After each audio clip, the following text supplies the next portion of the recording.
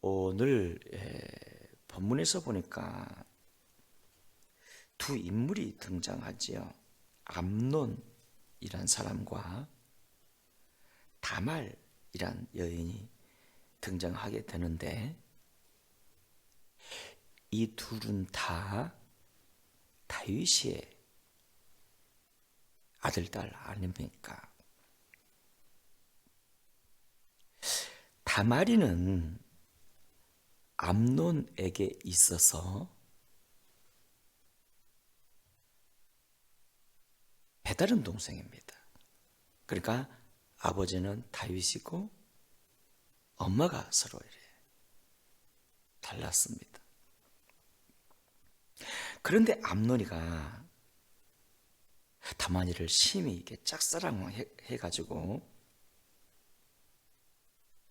심히 짝사랑해서 아픈 척 해가지고 다말이가 그의 집에 와서 그를 수종 들 때 겁탈해버린 것입니다. 그리고는 다말이를 책임지는 것이 아니라 버렸어요. 다말이가 사정사정하면서 그가 겁탈하기 전에도 오라비여, 차라리 왕에게, 아버지에게 나를 달라고 하소서. 그리고 그래도 말 듣지 않고 겁탈을 했고, 또한 겁탈하고 나서도 책임지는 게 아니라, 당시 이스라엘 사회에서는 겁탈을 하면 책임을 져야 되거든요. 책임지는 게 아니라 다말이가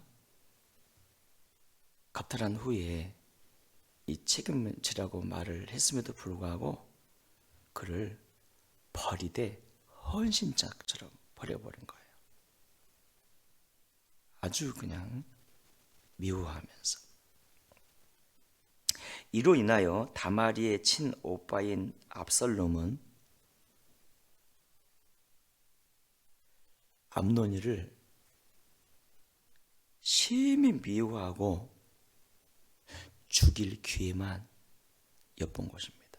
그러니까 2년 동안 복수에 이제 칼날을 갈았던 것입니다.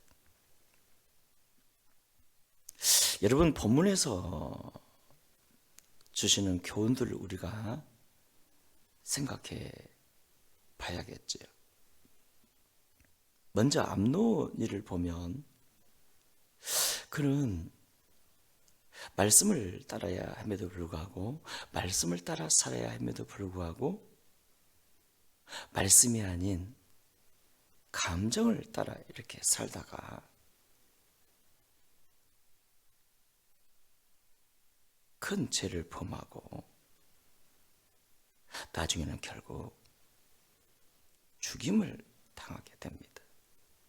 그래서 우리가 본문을 보면서 기도 우리가 해야 될 점, 하나님, 내가 감정을 따라 살지 말게 하시고 말씀을 따라 살게 하옵소서. 성령님, 나를 붙잡아 달라는 이런 기도가 필요합니다.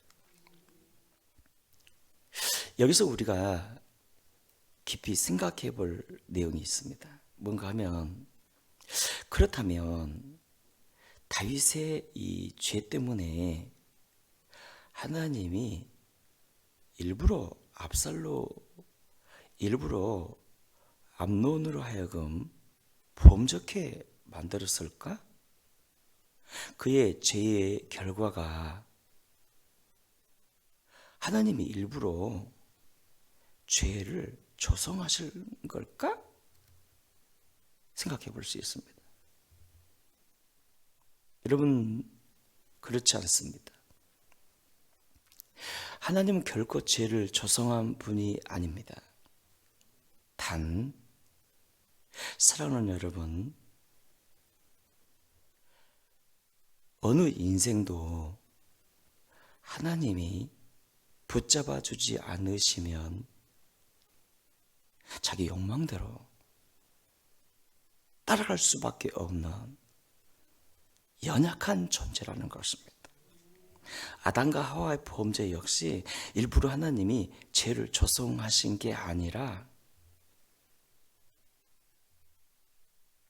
자율의지에 맡긴 거고요. 여기 암논도 마찬가지입니다.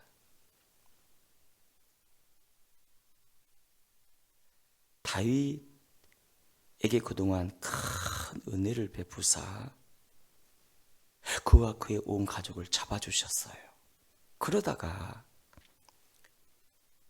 그의 범죄 이후에 하나님은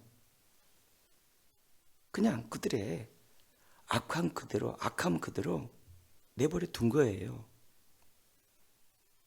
죄를 일부러 조성하신 게 아니라.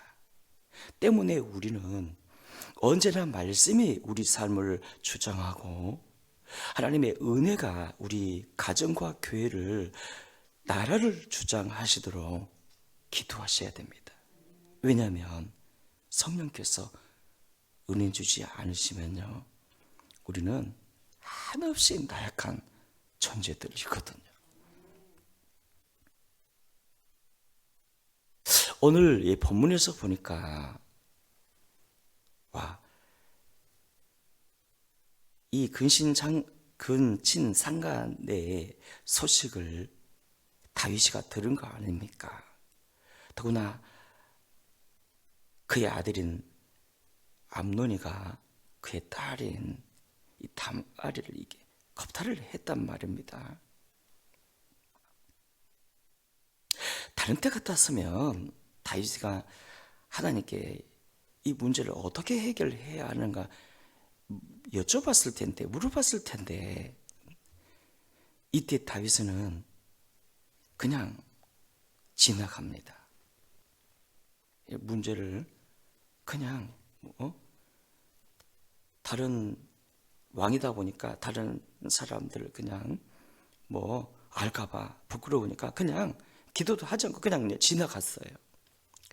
그러면서 이 다윗이가 굉장히 이렇게 마음 아파하게 되잖아요. 왜냐하면 그가 이렇게 생각을 했기 때문입니다. 이 죄가 나의 죄 때문에 하나님이 고통을 주신 거 아닌가. 그래서 죄라는 것은 우리에게 고통을 주는 게 분명합니다. 그렇다면 사랑하는 여러분, 우리가 범죄하고 죄를 지었을 때, 분명히 이 죄에 대한 고통이 따르는 건 사실이지만, 그럼에도 우리가요, 이 죄 앞에서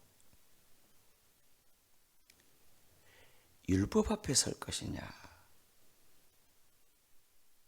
복음 앞에 설 것이냐, 이 굉장히 중요합니다.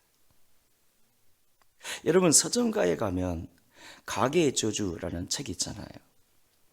이 책을 봐보면 부모가 죄를 범하면 자식에게 이렇게 죄가 대물림되어 자식들이 다 저주받는다는 이런 이야기가 이렇게 말이 나오는데요. 약간 맞는 부분도 있지만 굉장히 옳지 않은, 복음이 아닌 율법으로 해석했는 책입니다. 그 책 읽으면요, 사람이 죄를 딱 범하면 일단 다 죽어야 돼요. 고통을 당해야 돼요.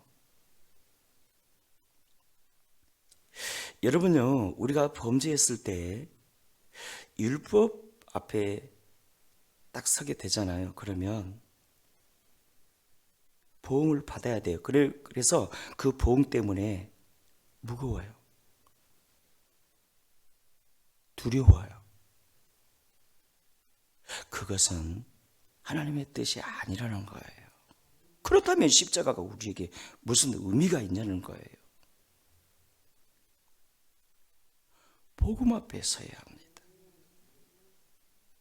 그래서 철저히 회개하며, 둘째, 그 고통 가운데서 내 안에 있는 악 있잖아요. 이 죄성을 죽여야 하고요. 여기에 포커스를 맞추면서 십자가에 긍휼을 믿으셔야 합니다. 우리가 하나님을 봐보면, 성품을 이렇게 봐보면요, 당신께서는 어떤 계획을 세우시면 반드시 다 성취하시잖아요. 성경을 보면. 그런데 유독 자기 백성들의 이 죄에 대해서는 긍휼을 베푸시잖아요. 예를 들면 이스라엘 백성들이 범죄하여 막 금으로 송아지 만들어 가지고 막 하나님이 화가 나가지고 다 죽이겠다 했을 때 모세가 간절히 기도했고 그때 뜻을 또 돌이키시잖아요. 등등 이런 사건이 몇 번 나오잖아요. 뿐만 아니라 누가복음 15장입니까? 이 탕자가 아버지의 모든 재산을 다 이렇게 창기와 함께 이렇게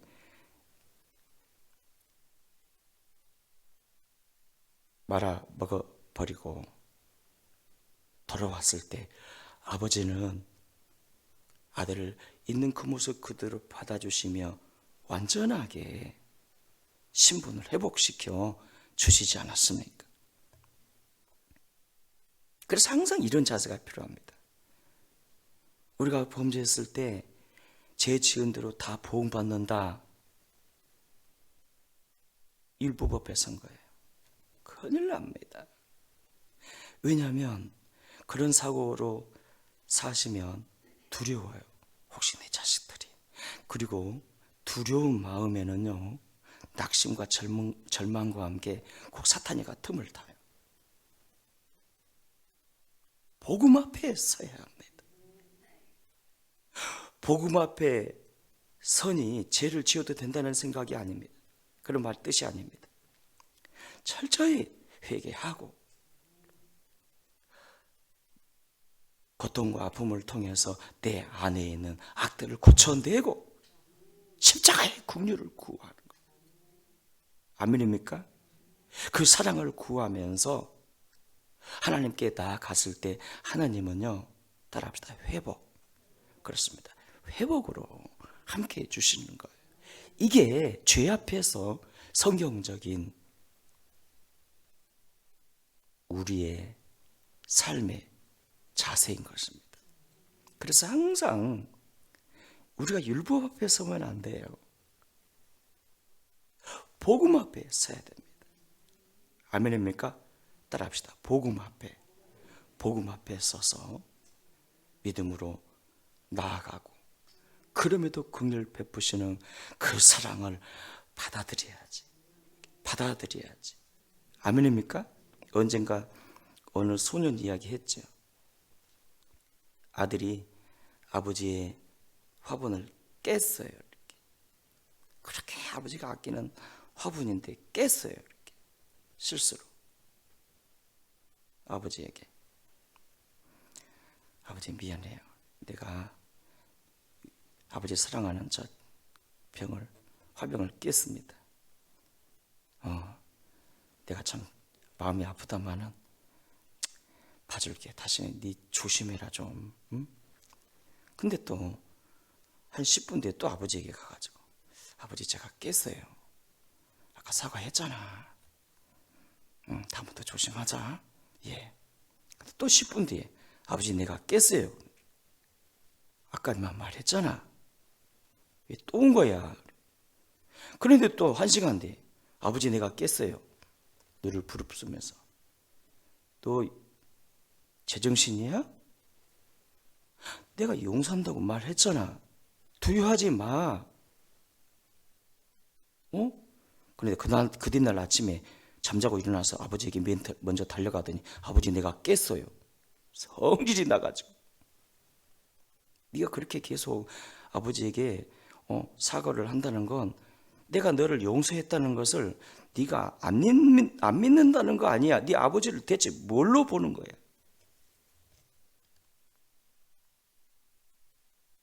복음 앞에서는, 크신 하나님의 긍휼과 사랑 앞에서는 때때로 고통이 지속될 때마다 그럼에도 불구하고 나를 향한 하나님의 사랑은 변함이 없다. 왜? 우리는 자식이니까. 그래서 여러분 구약에서의 율법 언약과 신약에서의 은혜 언약이 다른 거예요. 신약에서의 이 은혜 언약이란 성령의 언약입니다. 십자가 안에서 우리 주님이 우리를 보시기 때문에 그럼에도 변함없이 사랑하고 아끼고 하나님의 자녀라는 거예요. 그 확신을 가지고 우리가 복음 앞에 서야 됩니다. 할렐루야. 이렇게 주님 앞에 나아가는 우리 모두가 되시기를 바랍니다. 그럼에도 불구하고 죄는 우리를 고통스럽게 합니다. 때문에 우리 합심해서 아침에 우리가 기도하실 때 주님 내가 감정을 따라 살지 않고 말씀을 따라 살게 하소서. 하나님이 안 붙잡아 주시면 우리는 늘 넘어질 수밖에 없는 연약한 존재입니다. 성령으로 나를 붙잡아 주시고 우리 자녀들을 붙잡아 주시옵소서. 우리 주 외치고 통성으로 기도하시고 또 우리 강복규 권사님을 위해서 여러분 기도하시고 또 여러분 교우 성도님들 승리를 위해서 기도하시다가 여러분 돌아가시기를 바랍니다. 우리 주 외치고 통성으로 기도하십니다. 주여